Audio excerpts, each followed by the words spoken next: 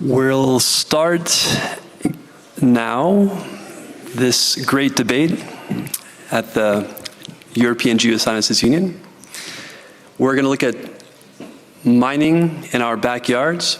I'm Jonathan Tyrone. I'm a journalist at Bloomberg News based here in Vienna, and I want to thank the EGU for inviting me back. I learned a lot last year, and I see we have a great panel again that will educate me again. The organizers of the panel tried very hard to find some skeptics who would sit on the panel who would discuss why so much opposition to mining does exist in Europe and elsewhere in the world. Unfortunately, we were not able to find a opponent to sit on the panel, so I did my best. And I enjoy playing around with semantic web searches like ngram at Google, which uses the 5.5 million books that the company has scanned, beginning from, books published beginning in 1880 and ending in 2008. And I'm not going to speak to the absolute reliability of the data, but in sum, ngrams are good ways of getting an overview of very complex subjects. They look at the recurring patterns of language, natural language, as they appear in literature over time. And so you see in 1800 in the literature, there's conversation about mining where none exists about environmentalism or even human rights. And the conversation in the literature about mining progresses over time and peaks between 1900, the height of the Industrial Revolution, and 1980 through the nuclear age. And of course, there's something that happens after World War II, and that's the fundamental declaration of human rights, where that becomes an academic topic and begins appearing in literature. And something faintly odd happens in that human rights, in this meta-analysis of the conversations that societies are happening, actually overtakes mining in the 1980s and 1990s. Funny enough, environmentalism, the culprit that mining proponents often point to for prohibiting or stopping mining operations, is barely mentioned in the literature. So my proposition, imagining myself as a skeptic, would be that people have identified their rights, and those rights have become have surpassed the interests of mining.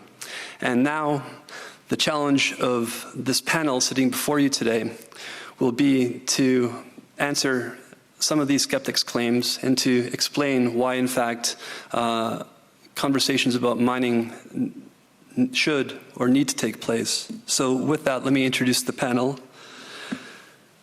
On your far right-hand side, you have Luis Fontbote. He's a professor at the University of Geneva, and he's going to give an overview of arguments for mining, and he's particularly going to be focusing on some of the economic geology aspects. We'll then move on to Roland Oberhensli. He's a professor at the University of Potsdam, and he is also representing the International Union of Geosciences. He'll talk about deep earth mining. The next panelist is Alina Stratniskaya. She's at the Royal Netherlands Institute for Sea Research, and she will be discussing deep sea mining.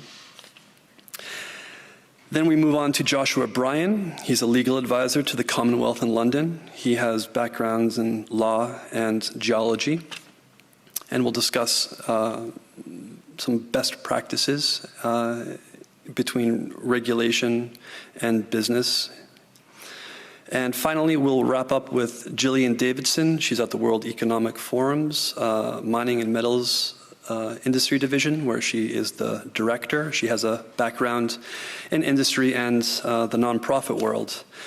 We're going to try to keep presentations to 7 minutes because we want to open the floor to as many questions as we can squeeze in. So with that, please come to the floor.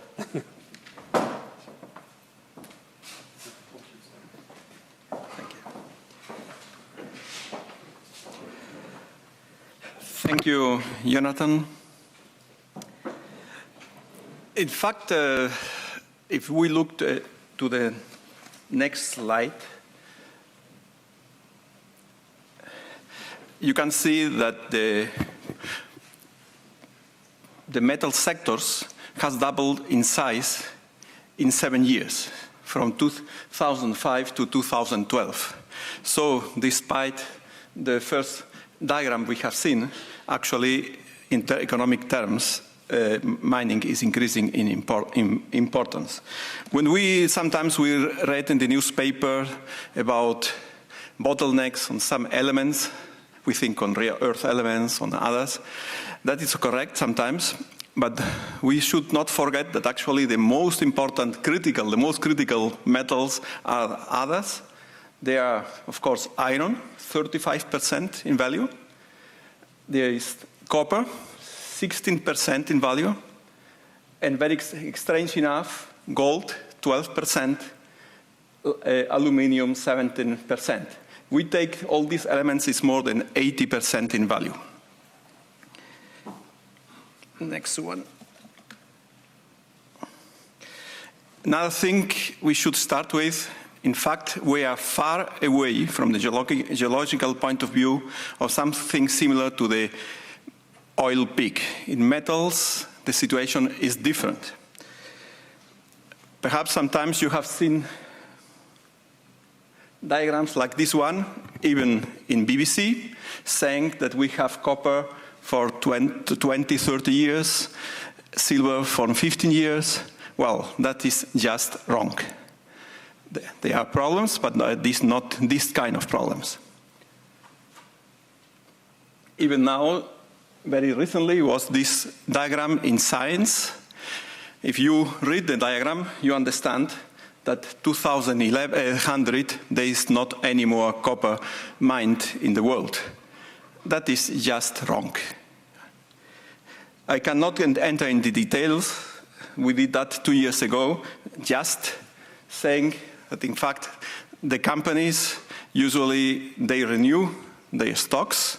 They do not in advance because they don't like to invest for the next 100 years, but just for as short term as possible. That is one part of the error. The other part is, of course, that we don't know enough about the geology of the world.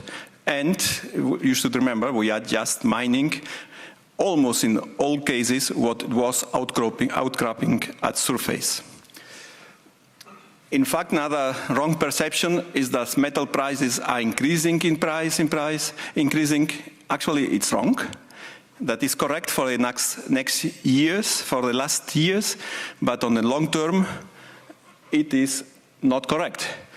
We should know if this increase now will continue. Actually, it will be good news for many reasons, also from the environmental point of view, but we don't know, in fact, what will happen. But yet, there are and will be supply problems on metals. These supply bottlenecks have reflected in some increases, very important. All of you probably have heard of the rare earth element crisis 2 years ago, where China didn't want to export some elements because they were used for their own industry.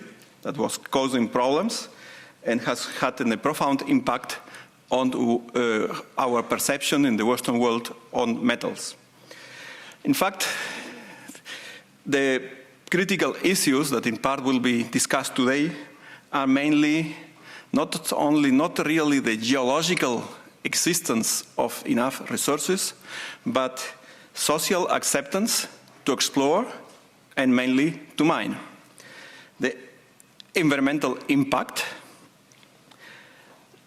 the lack of investment. Actually, you could imagine that because the prices were increasing and because we know there will be, with recycling it's not enough and we will need more metals, that companies are investing in the future. Actually, they are not investing enough. We will have some bottlenecks. That's quite important to keep in mind. And we will need science and technical know-how for the future to discover deposits undercover. This issue is too important to leave it to the markets alone. Because markets are really, and companies are, in most cases, they follow very on the short term only metal prices. The metals go up, they invest more. Metals go down, they invest less. You can see also an example of what did happen with the rare earth elements. You know, some years ago, 2-3 years ago, it was a crisis. The prices went up. The crisis now is over, and prices of rare earth elements are much lower, exploration too. So the next crisis will happen. In addition, most of the money invested for exploration is invested for something so useful as gold. You see, 48% of the investment in exploration is for gold. Only 36% for base metals, for example. Why do we need mining in the backyard in Europe? It is essential not only for directly assuring raw materials necessary for our society, but also for some additional reasons. Creating models of responsible mining, these models are necessary to increase social acceptance and decrease environmental impact. They are models and good examples of responsible mining. We need to increase our know-how in science from the scientific and technological point of view. Many of the deposits will be undercover of the new deposits in the future. And to increase social awareness of our society, our society depends on metal supply. Just to finish, our backyard, we should not think that nothing happens on this exploration sector on metals in Europe. Actually, it's 4% of the global expenditure is spent in Europe, and another 4% in Western Europe, and another 2% in this part. It looks not very much, but if you compare to some classical countries like Chile or Peru, it does not look so bad.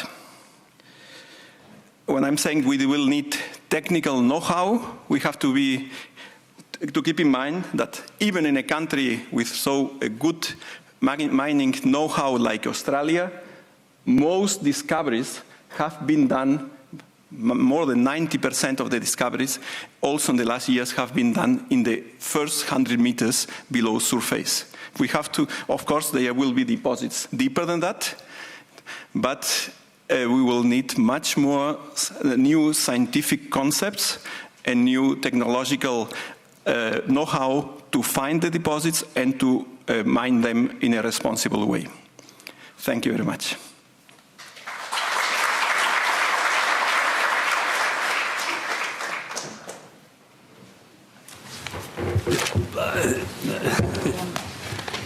Yep. Yep. Okay.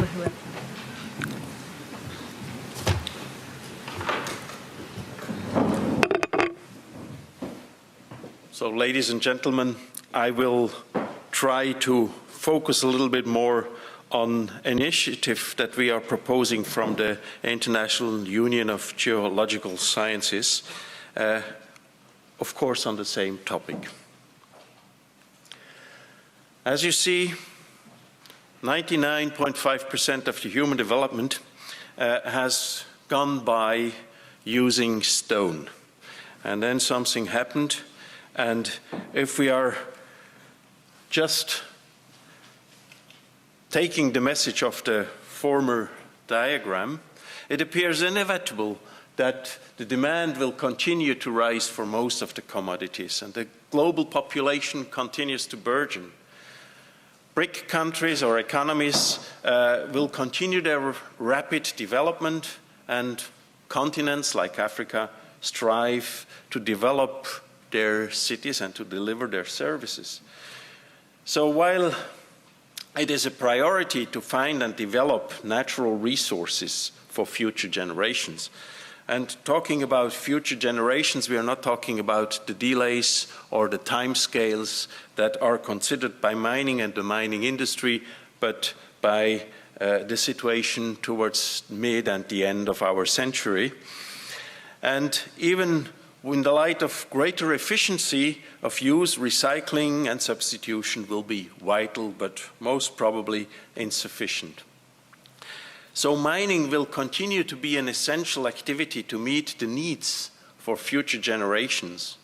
And while this is not accepted by all, it cannot be ignored in the deliberations for the future. So any goals or vision for future that simply ignore mining or assume it will phase out will be compromised. And for a sustainable development of resources, we're talking about energy, we're talking about mining resources, but at the same time, land use, water. This all goes together and has to be integrated into regional and national development and into plans that allow for a sustainable development that offers major opportunities, of course, also for the countries that are in development. Now, despite the situation that Louis was just showing, diagrams by the industry, like this one by BHP Billiton, shows that there is a big difference between what is really found and in base metals and the expenditures. So there is to satisfy the future needs of mineral resources that will be challenging, and it will be going on for a global society of the next century. And while meeting the environmental and social imperatives for sustainable development, researchers, academics, government agency, and industry globally will need to play a different role. General available technologies and good practices can minimize lasting impacts from resource production, and this will be one of the challenges. Major reasons for bad economic and social outcomes are today corruption, conflicts of interest, ineffective regulation, incompetence, and of course also lack of regional planning. So the geoscientific data, skill, and infrastructure required for locating mineral and energy have a wider public good application. Water is important, environmental protection, rehabilitation is important, building cities and infrastructure will raise the demand of resources, understanding soils and landforms for production of food will interfere with what we're talking about. Mitigation, hazards and risk plays an important role, and of course biodiversity domains, and we have to engage in geogovernance. So this all was a rationale for IUGS to propose an initiative on resourcing the future generations. Global economic and social developments relies upon the discovery and extraction of mineral, energy, and water resources. A further question is, how can demand for these resources accommodate continued population growth and the right of people to improve standards of living? And how do we secure resources for future generations in ways economically, environmentally, and socially responsible? A commission that was working for IUGS came up with the idea that IUGS could be a well-placed international honest broker circumventing potential concerns about roles of some individuals and countries or organizations. And in discussion with industry, academics, and specialized groups, 4 themes seem important with respect to resourcing future generations. One would be, as we have seen, there is controversies about what is feasible and what is available. So a first study would be comprehensive evaluation and quantification of the 21st century supply and demand.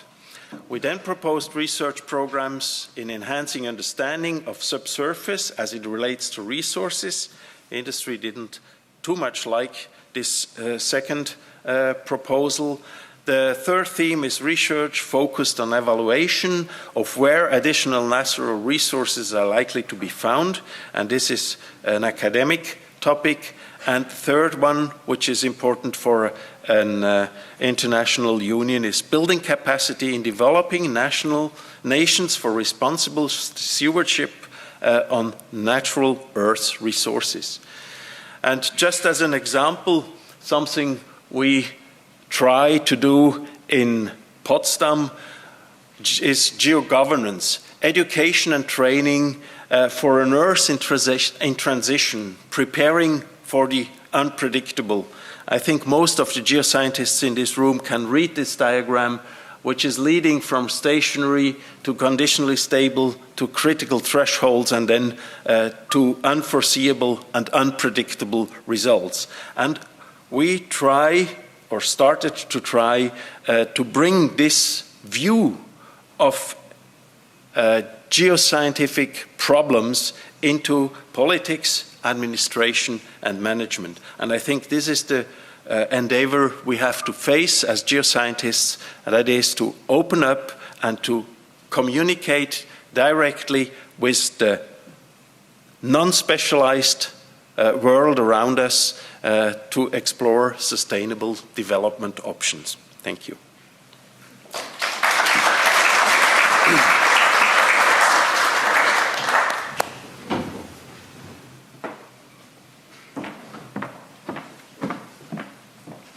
Good afternoon, ladies and gentlemen, colleagues and friends.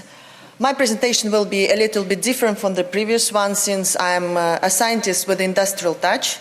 So industrial touch tells me that, and we all know that, of course, mining of minerals, this is the demand. And as we see, especially copper, is really demanding in the area of actually green energy. Look on the developments in windmill parks and in electrical cars and mobile telephones and computers that all need a lot of these simple metals, which we had enough previously and not enough apparently now, so that we have to go really deep in a sea.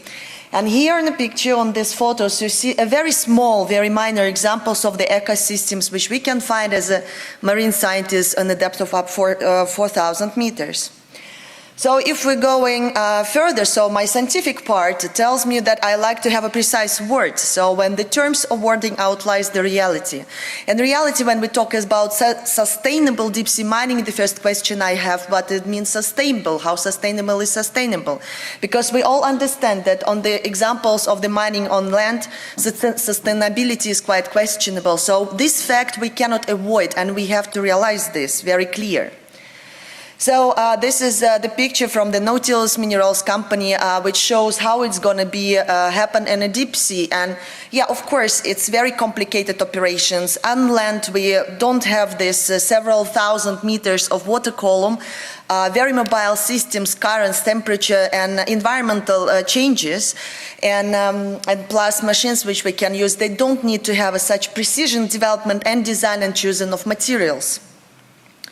So recently there was this published news on the BBC where finally Nautilus Minerals, which tried to explore and do deep sea mining in Papua New Guinea, finally received the permission to perform an operations. From one side, it is of course good because this is a trial where we can see exactly how it works or it doesn't work. From another side, it is I personally think that it is a bit too early since the ecosystems they want to enter, so it's a massive sulfide deposits ore, and that is called hydrothermal vents, which are rich, fantastic oases of life, and we don't know enough how we can save them. It doesn't necessarily mean that we should not mine, but I think that it is important to get more knowledge and to understand the system better first, and then going and to get much more out of the system for ourselves than just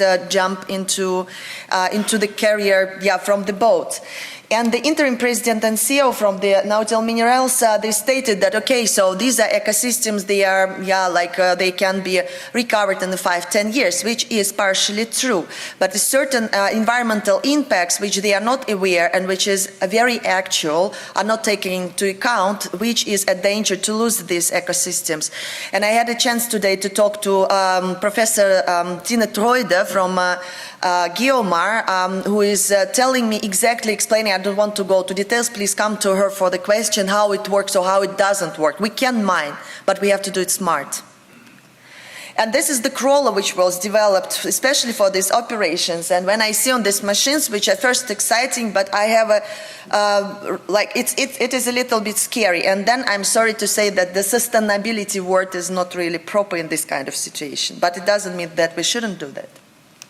So this is a map which was recently developed showing general resources which are in the ocean. They are different. Environments are different, depths are different, and the minerals or let's say deposits which we want to mine, they are also different, which means that we have to use different approaches, different methods and different machines.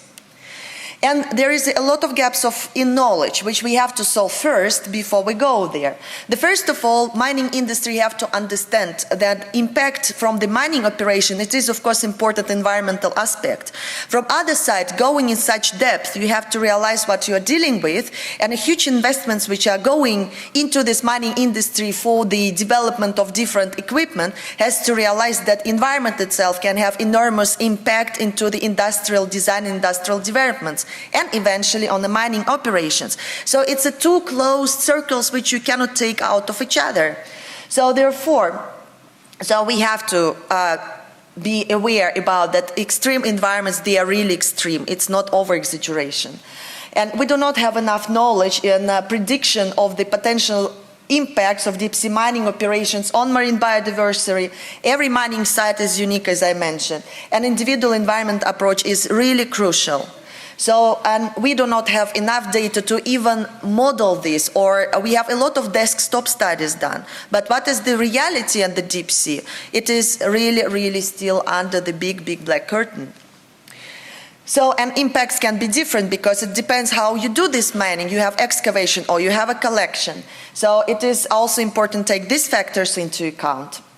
And the absence of sufficient knowledge on specific locations make state-of-the-art engineering solutions actually quite expensive, and most likely some trials also quite expensive, and this is a loss of money. Instead, we need more data, and like it was in the previous conversation very correctly mentioned, that the science and industry has to work together in a close concert, being beneficial for each other, and at the end for us and for future generations we can bring that what we're trying to the minerals and sustainable future.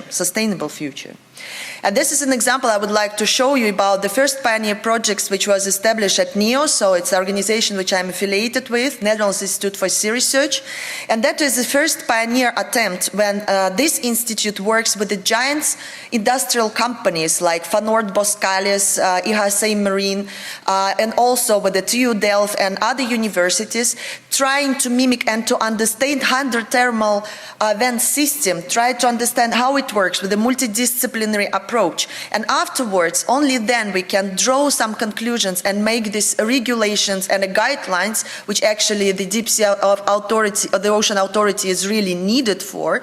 So, and then at the end, come into the right conclusions. And here is the PI from the project. So if you would like to have any question to him, Kert-Jan Reichert, he is here. So please raise your hand.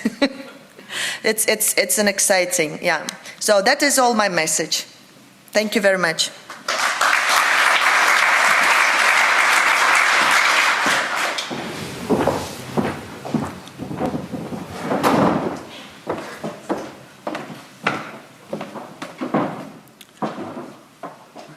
Well, good afternoon, everyone. I don't have a presentation, so you'll just have to look at me while I'm speaking to you today.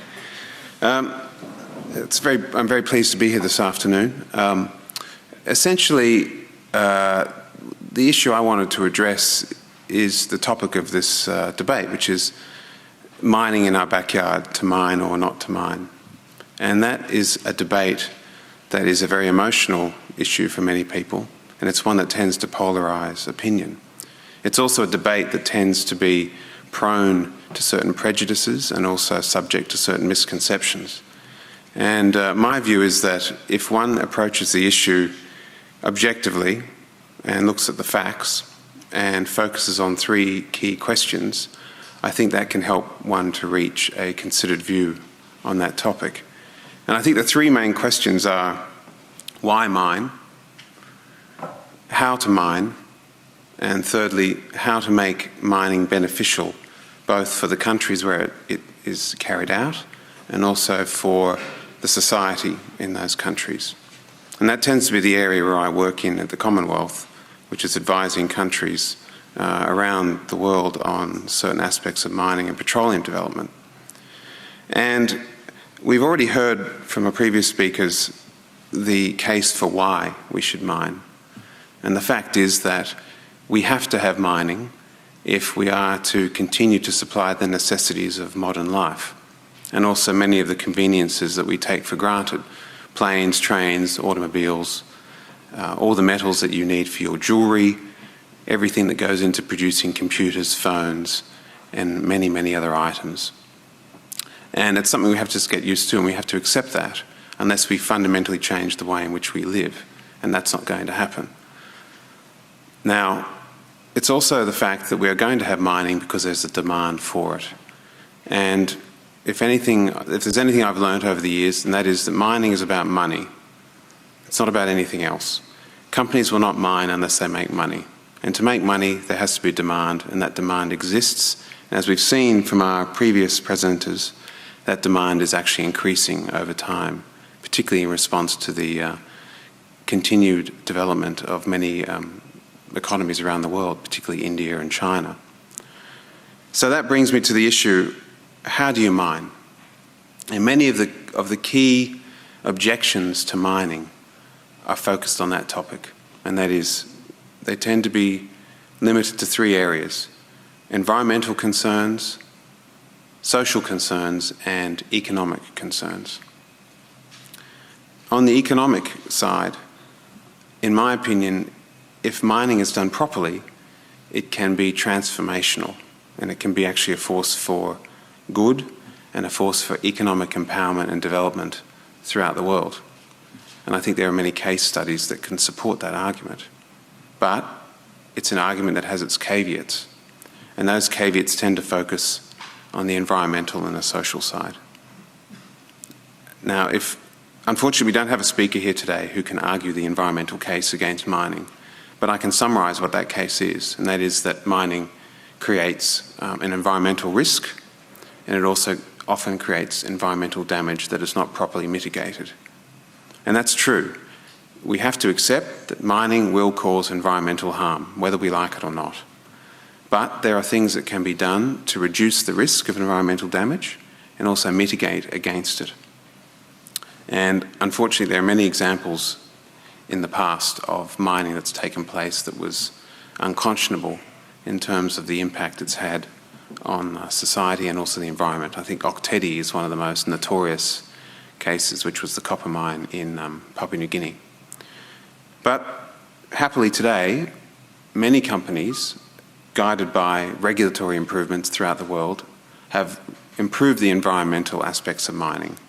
And the fact is also that in many countries, areas that have been locked up by mining actually have a healthier biodiversity than areas surrounding them.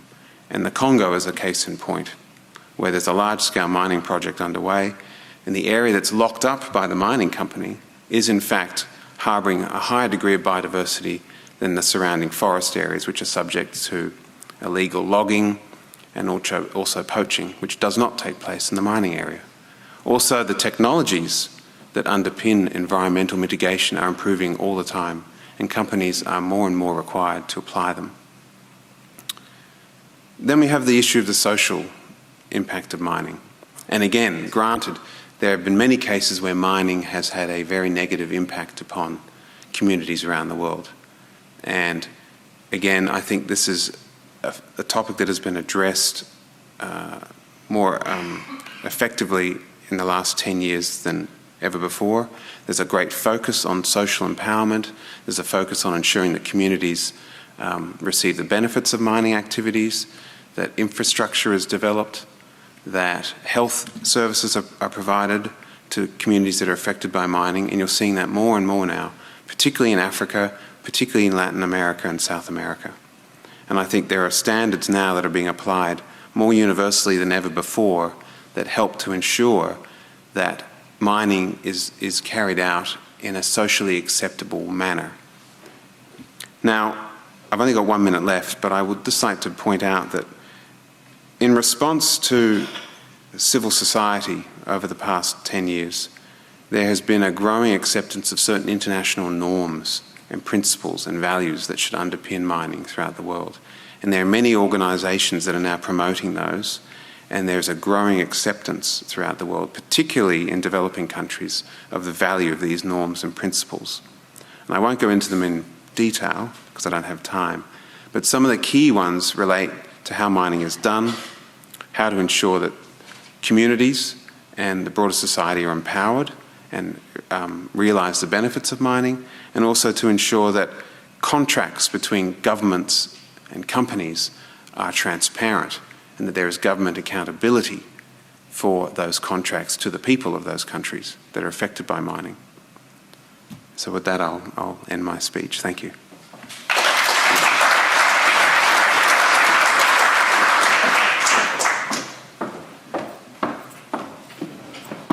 Good afternoon, everybody. If I'm last, do I get to drivel on for a long time and ignore the clock? Maybe it's cheeky of me, but maybe we are talking about a great debate, and I think what's clear on our panel is we're all quite agreed on one side of the debate. I am interested if MD's willing to put their hand up and say they're opposed to mining. Great, thank you. We should have a debate. Thank you very much. And I think that's important. I mean, we are sitting in a room of geoscientists, and we are inextricably linked to the mining sector, so it is interesting. And just, I come from the World Economic Forum, which is a not-for-profit independent organization, and I put that out there because, in full disclosure, because I've only been there for a month, and prior to that I did come from the industry and I worked for a diversified mining company. Prior to that I actually worked on the NGO side, not-for-profit side, and I have been on both sides of the fence. Today I'm here as World Economic Forum, but I am also happy to try and provide some perspectives maybe in the questions about some of the other voices that are out there. But we've already heard from our other panelists, I think, a few key things, and most of what I've got to say isn't actually new. I will go into some examples of work that we have been doing at the forum on a global basis, but I think what we're hearing is, and actually what my ex-CEO used to say was, if you can't grow it, you have to mine it. There is that demand. The demand is growing, population is growing, urbanization is growing, the demand for new technologies and therefore a broader spectrum of minerals is also growing. But we're also seeing at the same time, as Josh also explained, growing conflict around mining.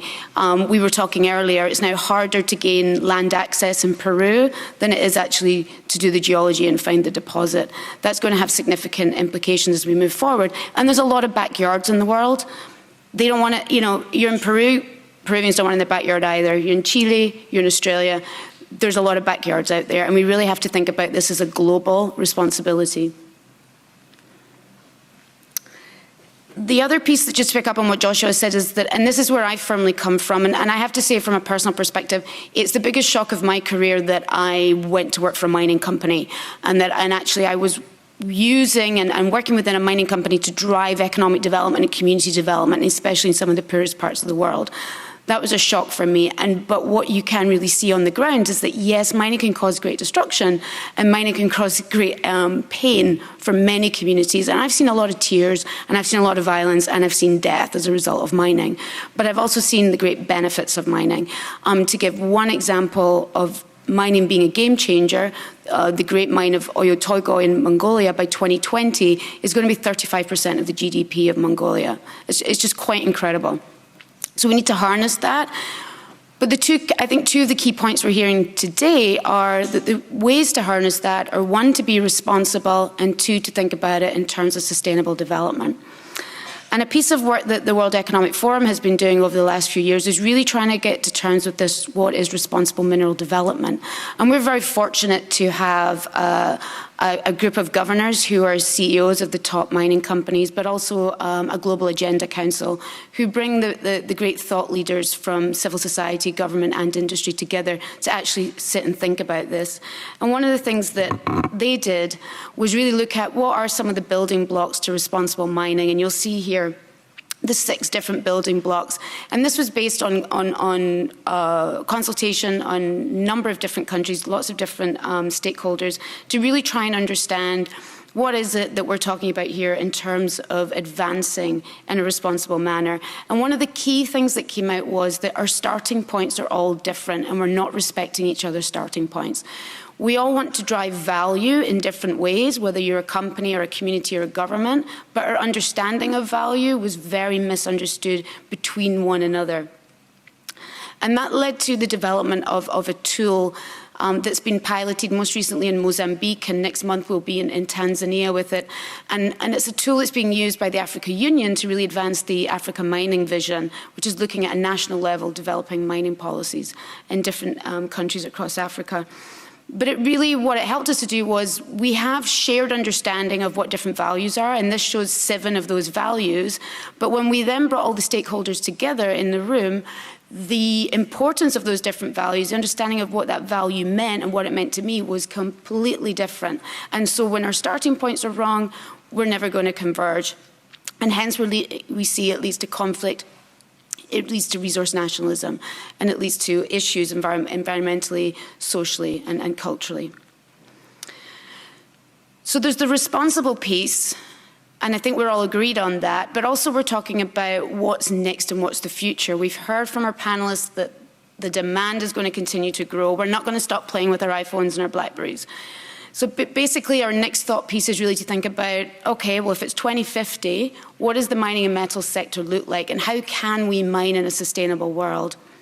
And this has been the most recent sort of intellectual thought piece that we've brought people together to think about. And you can see on this diagram some of the drivers for the change that we've already heard today. You're definitely hearing more from communities about wanting benefits. They want transparency. They want fairness. They want to be part of the value proposition, and they're actually seeing joint ventures, for example, materialize, especially with indigenous groups across the world. Growing concerns for the environment, especially around water and biodiversity. We're seeing a big generational change. How are we actually going to operate and build these mines? I think in Canada, the statistics, something like 50% of the current mining workforce is already over 50. So there's a huge gap going to materialize, and that will then drive also technological demand, as will the demand to look in more geographies. We're going to head to the Arctic, we're going undersea, and there's asteroid mining starting to emerge as well, or the concepts of it. So there's a lot of drivers for us to think about how do we advance that. And so one of the key pieces we've been doing is, or we're about to start, and we're launching it now, is what's the roadmap for that? So I think as part of the debate moving forward is to think about where you sit within this story of mining and metals, and think about how can you participate in this debate, and very much how can you drive forward, I think, a sustainable future for mining and metals. Thank you.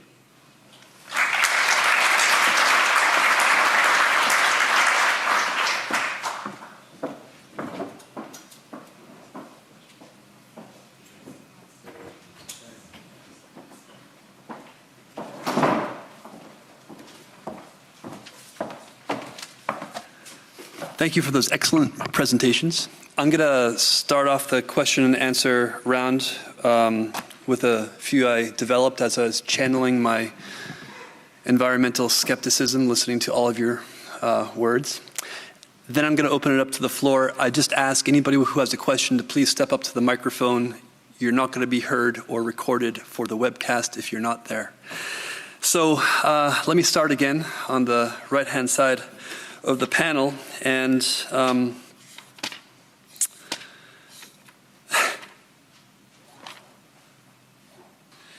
we heard the words that, from Professor Fontbotté, that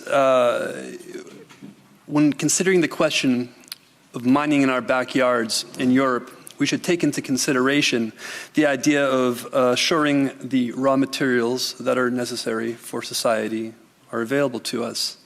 And yet, that almost rings of a sense of autarky, which has led to some unfortunate historical consequences in the past. And I'd like you to clarify that statement vis-a-vis the importance of trade. And if Europe invests more in mining in its backyard, what is the effect of trade patterns currently engaged in across the world? And to Professor Oberhensley, in the Resourcing Future Generations position paper that the International Union of Geoscientists produced, it's written that where there's population growth, there increases in demand for natural resources will surely follow. What if that natural resource isn't americium or thorium or niobium, it's water? And how do you know which natural resources in 20 years or in 30 years are going to be the resources that are picked up in this long engineering pipeline? I'll leave it at those two questions to start, and then I still have a couple more, and then I promise you'll have plenty of time.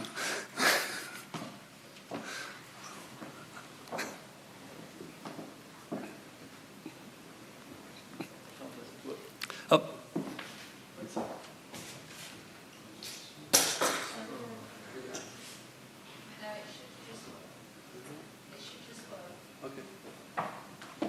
It's working now? Maybe we can get the other microphone. This one, yes. Okay, yes, it would be absolutely unrealistic to think of some kind of autarky on metals in Europe. We just, we need metals from other parts of the world. And from many points of view, it would be not, it's just not realistic.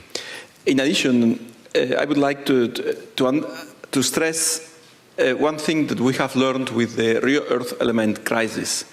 Until 4 or 5 years ago, in official documents of the European Union, it was written that actually Europe does not need to bother on raw materials or metals because with increasing recycling rates, we will have what we need, and anyway they are on the market.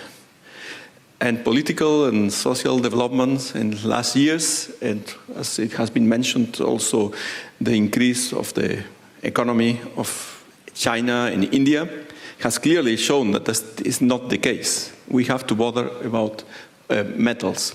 But in this, what we need there is also to have the technical and scientific know-how, but also the know-how about on the whole value chain from the mine to the industry in Europe, to understand where are the problems. Because sometimes, if you read, we have seen that even BBC or something very good newspaper and journals, they are many of our colleagues. If we make an interview in this meeting with 12,000 geologists or geoscientists, many of them, they will tell you that yes, we have a problem in the next 10 years that some metals will be exhausted.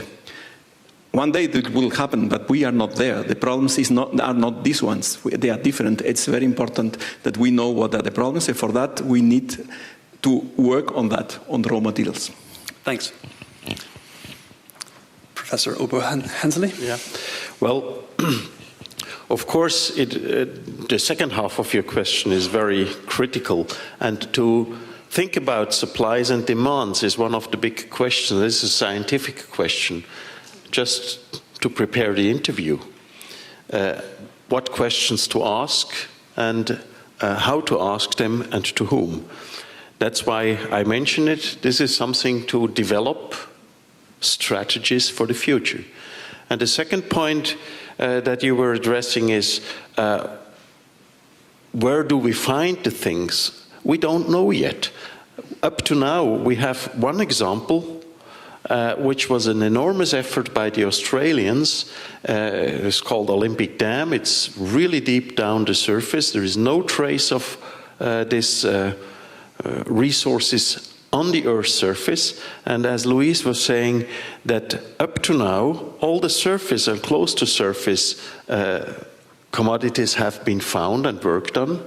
In Europe, I think about 90% was already known by the Romans, and nothing new under the sun. So we have to develop concepts on how to find, and I mean scientific concepts with big data mining, with integrative research from space to ground, to find really large resources that are economically worth mining down at depths. And then the question is probably not so much where do we do this, because we have to do it where we find it. And the big issues and questions is how do we balance our needs for metal resources towards the needs of land surface use, urban use, and this will be the other challenge, and it will be a scientific challenge to the geoscientific community to think about these problems for the future. Okay. And besides that, we probably, the first commodity that we will run short of is gravel for the concrete that we are using up. Well, I'll let the audience press you more on that topic, but I want to move to Alina. And I was reminded of the saying that the solution to pollution is dilution, and that was used quite often in earlier periods in our history, particularly with the nuclear industry. There's vast case studies of dumping, ocean dumping, and it's quite easy, in fact, because there's a lack of governance over vast swaths of our Earth. And so when you discuss, the fact that we don't know what the reality even is at the deep sea levels you're discussing, where mining may be interesting, how have you imagined that research to attract funding? Who's going to pay for that research, that basic research? And along with that, let me just ask Joshua, the dog that didn't bark in this conversation seems to be climate change. And when you approach questions about should we mine, should we weigh how that mining will be used, is the exploitation of ore reserves to build wind turbines more valuable than the exploitation of ore reserves to build jet fighter engines? So maybe you guys can answer those two questions that came up during your excellent presentations. Okay, so yeah, about the earlier, what is it, pollution, what was this three words? The solution to pollution is dilution. Is dilution, yeah, like it. Yeah, indeed. So even if you see that, what is happening right now, what happened years ago, so with the nuclear waste, it's, I think, the best example. It was in the Arctic, people just go, nobody is living here, okay, let's dig, let's just put it underneath, and everybody is happy. That's how it was in the past. The current advance in this, and up to now, it's a CO2 sequestration, for instance. So when people sequestrate CO2 in empty petroleum reservoirs and keep it. So what Statoil with the Shell doing successfully since '94.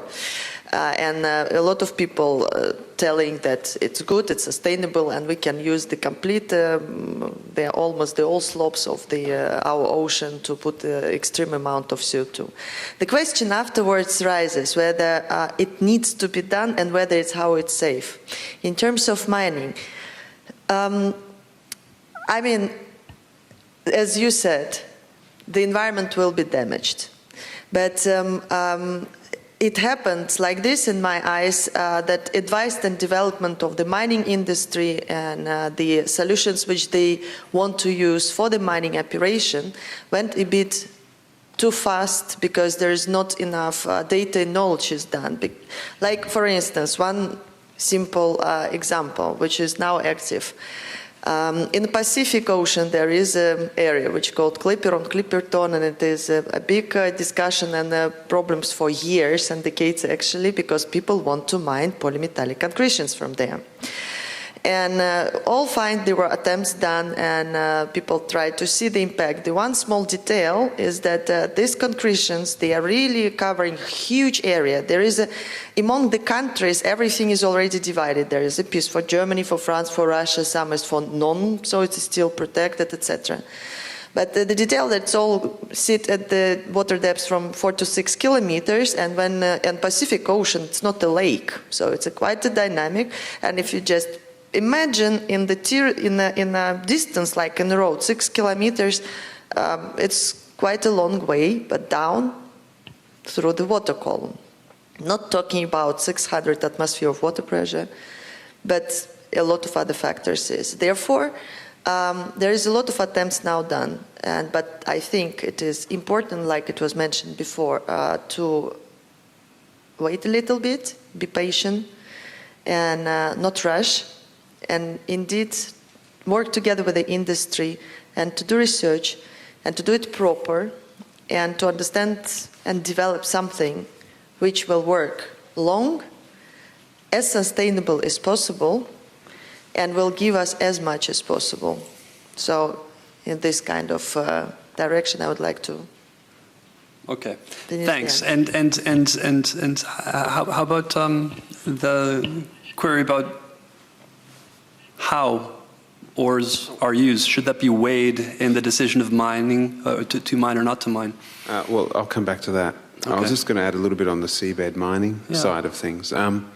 The area that Alina was speaking about, the Clarion-Clipperton fracture zone, is regulated by the International Seabed Authority.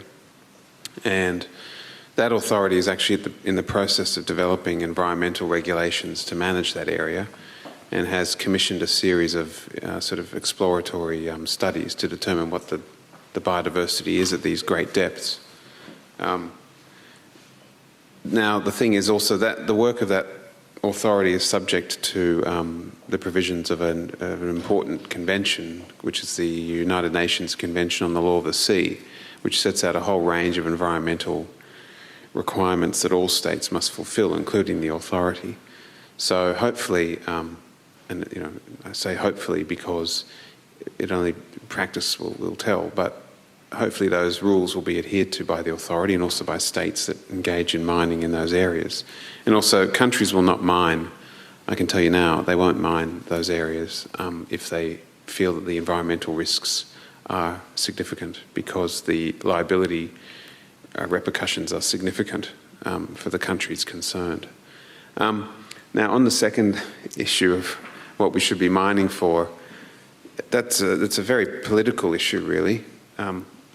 Political in the sense that the decisions will be made by governments how they want to regulate mining, whether it be for this metal or that metal, I don't know, but it'll also be determined by demand, as I said earlier. If there's demand for minerals to produce alternative sources of energy, such as wind farms, etc., that mining will take place because it'll make money for the mining companies. And unfortunately, that's what it all boils down to in the end, is if the mining company can make money, unless they're subsidised by governments, which may be something that could happen in the future, but I doubt it, it'll all be determined by the demand for those particular minerals. And it could be from, as you rightly pointed out, alternative sources of energy production, or it may well be from military requirements, we don't know. But it's a difficult question to answer, that one.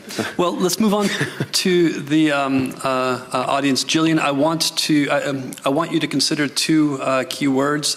We heard about geo-governance in the beginning, and I want to introduce the idea of the resource curse, because it's the benefits of mining are undoubted in the Western world, where we see and live with it every day, but we talk about the resource curse a lot in other parts of the world. So maybe you can talk about, or think about an answer to those two themes. But I also want to take a couple of other questions from the audience right now, if anybody would like. Please, can you please go up to the microphone over there? Sorry.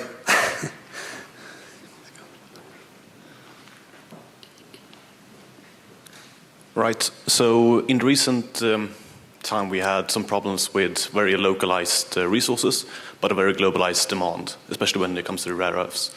Is there any way to force those resources onto the market? And moreover, is it actually morally feasible to do so?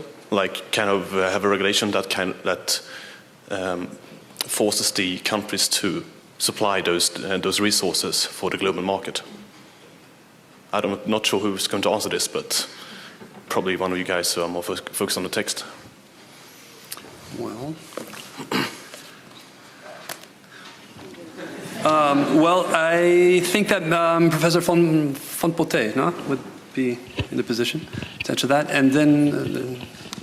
If I understood correctly, your question is to say, okay, since there is not a geological problem, but some supra-governmental force should oblige some countries to sell to the other places some resources, is that? Yeah, more or less, because some resources are good for the earth as a whole when it comes to the green environment and such, but those resources might be only occurring in certain countries, and if they don't want to sell, then that would be a loss for the whole, well, global. Okay, well, no. You have seen in the newspaper there is not this obligation, except of some free trade. So the countries that have assigned that, they are, well, as you know, some countries they were saying that the others were not complying with some obligations, but it's not difficult. But I think the problem is a little bit more complicated than that. If you are talking about rare earth elements, in particular, where we have this crisis, we have to keep in mind that it's a very small market. It's a niche market. So for any company investing in this market, it's a huge risk. Because, as you have seen in one of the slides, the prices went up very fast and then went down. And that is something that happens with actually all the markets for the metals are cyclic, so they change. But in cases of small markets, these changes can be huge. So in the practice, what happens, the governments in the Western world, or developed countries, understood that they had to have rare earth elements. But from the moment that they decided they have to explore for these kind of resources until these resources are put on the market, usually it's at least 15 years. It was a little bit fast because some of the old mines could be reactivated. But we have to understand that this is a business where it takes a lot of time from the moment to explore until things come to the market. In addition, with an important risk for the companies investing in some of these metals. I don't know if I have understood, answered your question. Not really, no, because I was more interested in, well, try to imagine a future where you find that we need a certain resource. It's not available in other places in the world because it doesn't occur in those geological settings, and that setting is more specific to a certain region. For instance, well, China was the first example, but... actually, sorry to interrupt there. China has the monopoly on the production, not on the geological resource. It is distributed to many other countries of the world. But yes, I understand your question. Some of resources are concentrated in some parts of the world. It's not for rare earth elements, but for example, chromium could be the case. Yeah, and in that case, would it be morally feasible for the world community to force those countries to open up with these resources? Or is it okay for those countries to say, oh, we are just going to use it for our own internal markets? I think I have to pass that to some specialist in law. Let's go back to comment, and then I want to hear from Gillian on World Economics Forum's viewpoint on geo-governance, okay? Okay, I'll just be very quick. The issue you've raised is really one about, if you're talking about compelling a state to allow mining of a certain resource, that is something that tends to be, it's very unlikely to happen, and as a matter of international law, it's a very difficult thing as well, because you're compelling a state to do something over which it actually has sovereignty. Its natural resources are its resources, or at least that's under the modern conception of state resources. So to compel a state to basically force them to mine a particular mineral for the benefit of the common good is a difficult one, and it's not consistent with current thinking on exhaustible resources and state sovereignty over them. Does that help a little bit? Yes. Hi, thanks. So I might flex your question a little bit on geo-governance and talk about governance more broadly. In the 4 weeks that I've been at the forum, we haven't had a specific conversation on that. But I do want to pick up on the governance piece, because it also links to the resource curse question that you were talking about. And I think that what we're seeing in mining at the moment is really, it's a huge era of transformation, and for us all, really, I think it's a bit of a forced transformation. We need structural change, and we need radical change in the way that we approach mining, if it's going to be sustainable for all these different reasons that we've talked about. And I think one of the key things that we're hearing and we're seeing is that nations want to use mining to develop, but they don't want the resource curse. They want benefits to stay locally, and they don't want to keep watching copper trains exit the country and make profits elsewhere. And so we're seeing a big backlash against that, and we're seeing resource nationalism emerge in a lot of countries. And that links back to the whole governance piece. And it's something, and Josh's organisation also working on this, around how can we help build the capacity around governance to facilitate the best processes to extract and benefit from the mineral process. I think it's a really complex question, and it varies country by country. And in some places, the borders are closed right now. And actually, to your point, they're not, they may be the home to some minerals that we really want to access. But also, is it also preventing nations from developing and creating a different quality of life? But I think, to back to the point I was making earlier about if we don't have everybody sitting in the room at the same time, really talking about having these conversations about how do we govern and who can best govern and how can we learn from one another, we're kind of in this perpetual cycle, and we keep reinventing the wheel a little bit. The good news is that I think nations and other stakeholders are really demanding more, and we're now starting to see industry respond and organisations respond. And actually, the other thing we were talking about is this space is becoming actually almost quite overpopulated with initiatives scrambling to help countries basically, leverage the best out of their resources. And I was based in Canada for 10 years, and a lot of Canadians, especially academics, doing a great job out there, but saying, we do it great in Canada, let us show you the way. But I would argue that Canada's still got a long way to go. And we do need to look in our own backyards all the time. So I think the governance question is that overarching one that is so essential to the future of our mining metal sector, whether it's around access, whether it's around benefits, whether it's around fairness. And we've got a long way to go, but I think the multi-stakeholder processes that are emerging now are really starting to see a difference. Okay, a show of hands of the panel. Do institutions, do institutional structures presently exist to govern mining? globally, or do they have to be created? Raise your hand if they exist. Raise to an extent. Okay. So there's a big challenge for young geoscientists to actually do institutional creation at the same time they're extracting minerals. Okay. What other questions do we have from the audience? Can you please come up to the microphone? Thanks. Am I working? Mark Stacey, University of St Andrews and Nuna Minerals, Greenland. A question for Gillian.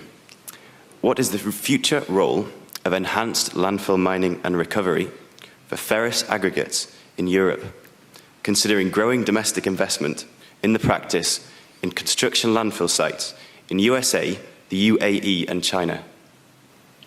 Can you say the first bit again? Sorry. What is the future role of enhanced landfill mining and recovery in Europe? Great question.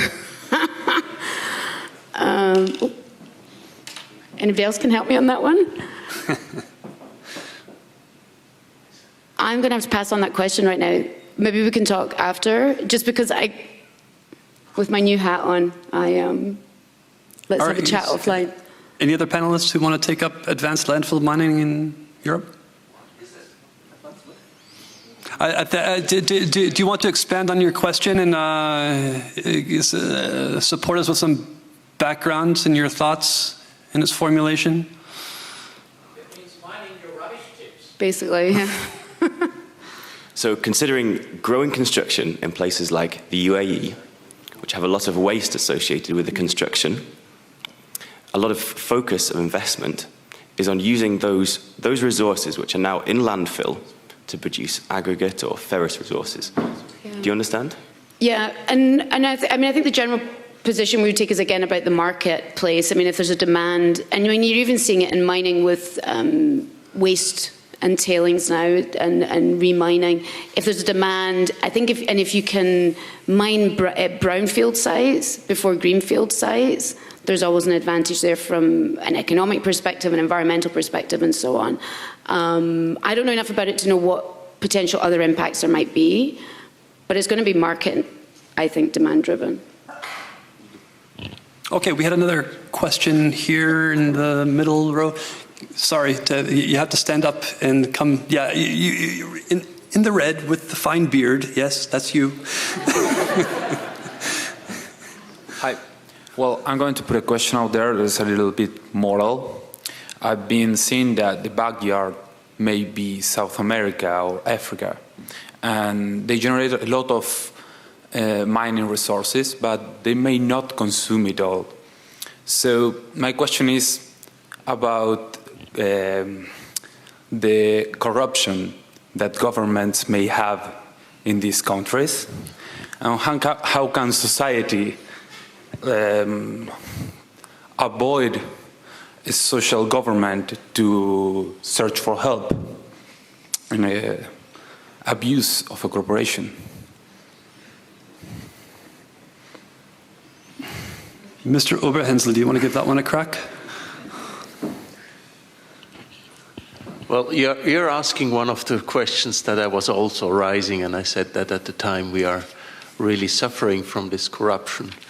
And if you read the history books, there are very few ways to overcome corruption. They're not very easy solutions to the problem. But I think that educating society and going to really democratic systems is one way to reduce corruptions. Although not all of the democratic systems are free of this. But I think knowing the problem, it is one way to work to. And it is just, again, getting a broader and a better education, which makes, of course, people less easy to be governed by the rulers that we have today. Yeah, I'll just quickly add to that.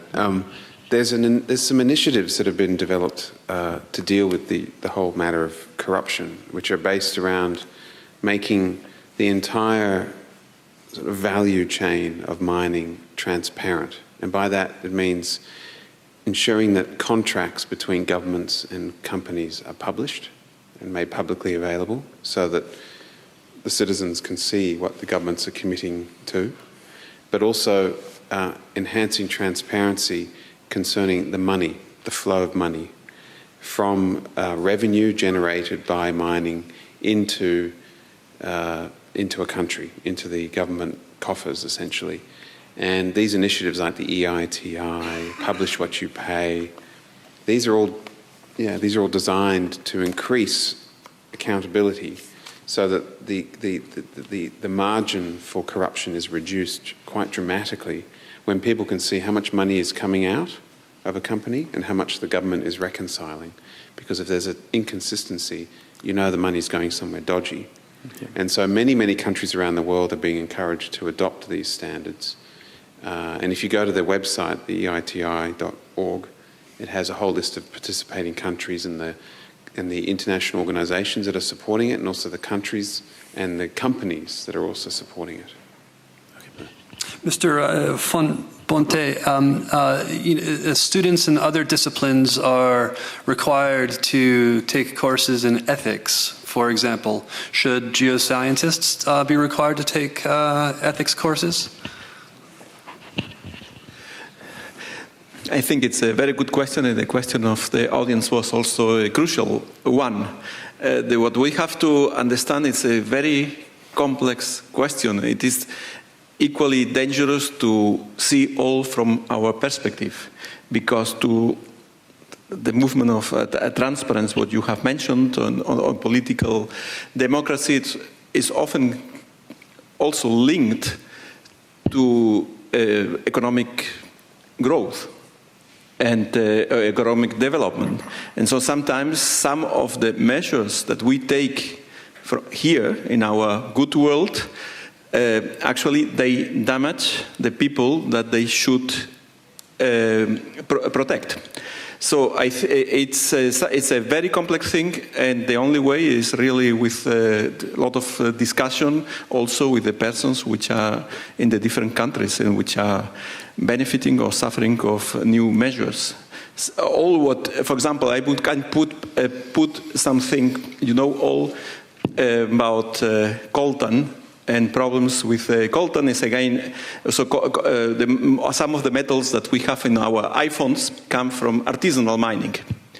They are very small markets. So big companies are not interested in, usually they are not interested because the markets are just too small. So they are in part produced by artisanal mining that of course they can be controlled very easily by local powers. Also, they are financing indirectly wars in some parts of the world, like in Africa.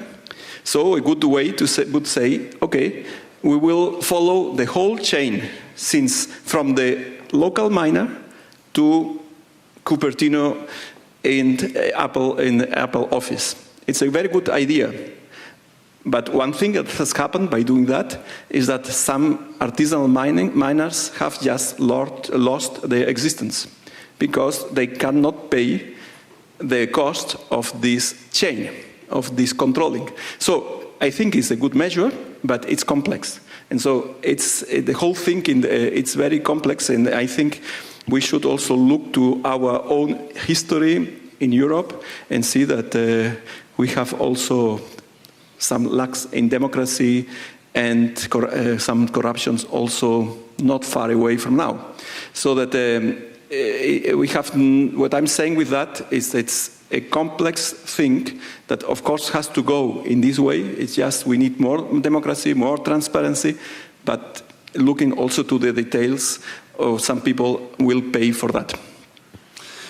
We have another question in the fourth row here, and then we'll go over to the far side. I think I'm too small for this. Tina Treute from Geoma. So after Alina mentioned my name, I thought maybe I can make a comment on the ecosystems at the hydrothermal vents and the possible issues with mining there. And I will end this comment actually with a question to the panel and also to the audience.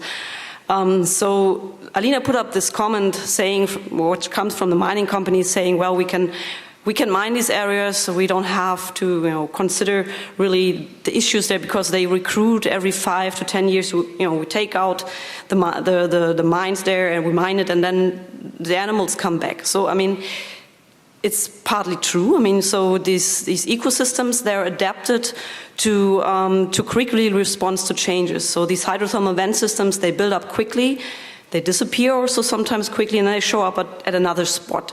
So they are adapted to, the larvae go from one spot to the other, and they grow quickly, and there's fast biomass growth. And but the problem is they have to recruit from somewhere. So if you remove large areas and these larvae don't make it to recruit back on the spot where you took the mines, or the ores, then we will have a problem. And another problem is also, I mean, there is the idea to establish marine protected areas for these hydrothermal systems, but you always have to ensure that you have a genetic connectivity. So if these marine protected areas are too far away from each other, then you create genetic islands that are not evolution. They will lose their evolutionary potential at some point. And so my question to the panel and to the audience is, I mean, what is the idea of the mining? So will there be active vents be mined or inactive? If it's inactive, we have less of an issue. And then second question is, if you start somewhere mining, will you go along a ridge and then take out like every hydrothermal vent system you create there, so large areas, or will you go spot by spot? And I think that is, from the ecological point of view, really important, the important question to re-establish these ecosystems. Okay. Thanks for that question. I want to take the other question and then give it to the panelists, because we're running out of time. And right, my name's Ray Durheim. I'm from the University of the Witwatersrand in Johannesburg. And I work both for mining companies, and I've also worked in the forensic investigations into industrial accidents. Now, the panel seems to have said, we've done bad sometimes in the past, and we'll hope to do a lot better in the future. But can you just walk away from the past without redress or some kind of compensation? In South Africa, over the last century, we've had 70,000 people die as a result of mine accidents. We've also had, now you're 8 times more likely to die a premature and painful death as a result of lung disease, of silicosis, as you are to die from in a mine accident. We dealing with the issues of acid mine drainage in our city of Johannesburg and all over the mining district.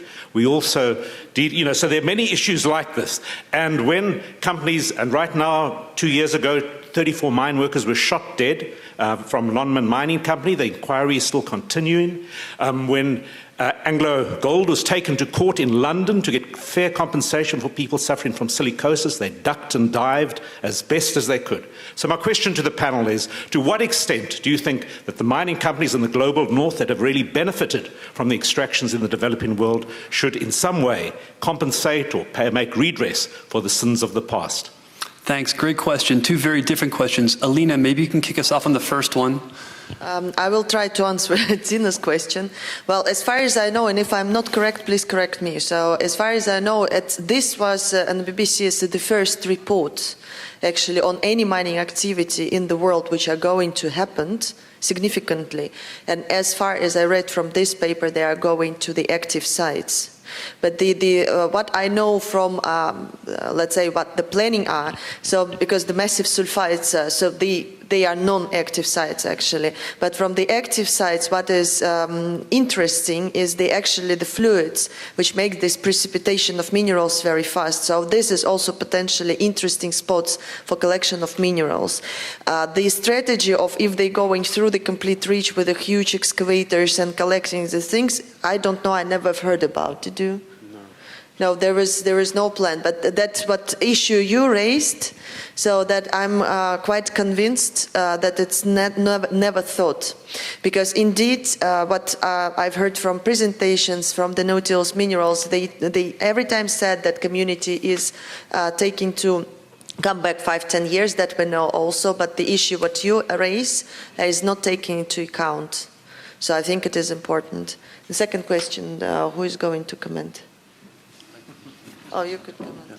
Well, Australia has a code of mining which is implied and accepted even by the large industries. Namibia is doing something. So it's up to the government of South Africa to come down with some code of mining that probably could prevent a lot of what you were, of the problems that you were mentioning. And it's one of the things that has to start being inferred all over the places that the cowboy mining, as I call it, comes to an end. May I comment on this also?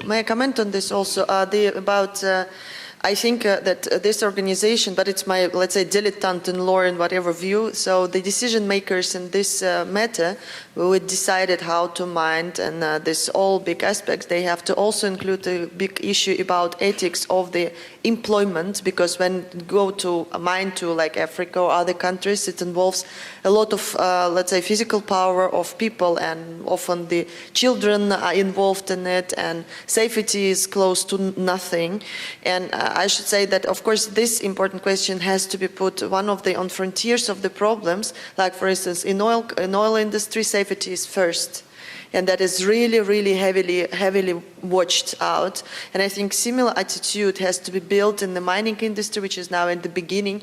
And the people who are not going with this kind of regulations, which has to be established, they have to be just punished. There was one final question right there. You had to please go up to the microphone. Can I just say, this is going to be it, so please keep it brief, and then we can. Oh, sorry. I was just going to say something on legacy issues. I think the whole legacy issue piece is one of the most challenging that's in the face of the mining industry right now. And I think that there's plenty of mines out there, for example, that were closed prior to there being any codes, and those companies don't exist anymore, and you see a breach of a tailings dam or so on. So I think you have these physical legacy issues and issues around reclamation, but I think you also have social and cultural legacy issues that a lot of companies are either inheriting or are still there that we need to talk about. And we're seeing that emerge very much with indigenous groups globally who are seeking compensation for impacts to their rights historically. And there's some very important conversations that are starting to open up with the mining sector. But I just think that legacy piece is so important. It's very complex. But thinking forward, we also have to be, you know, having learned from our past.